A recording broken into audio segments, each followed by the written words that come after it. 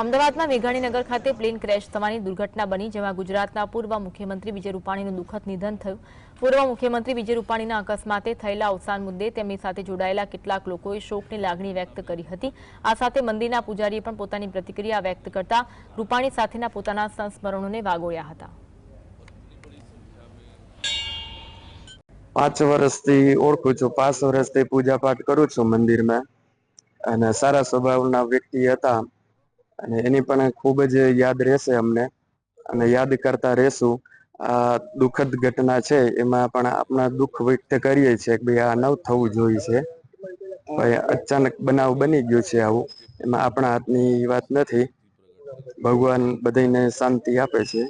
દરેક કાર્યમાં ભાગ લેતા હતા, જે કાંઈ કામકાજ હોય એને સૂચિત કરતા હતા, બધે પછી આવીને બધાને એનો નિકાલ કરતા હતા। મીટિંગો થતી હતી મંદિરે, બધે ધાર્મિક તહેવારો ઉજવતા હતા, બધેક રીતે આવીને સહભાગ થતા હતા સોસાયટીમાં।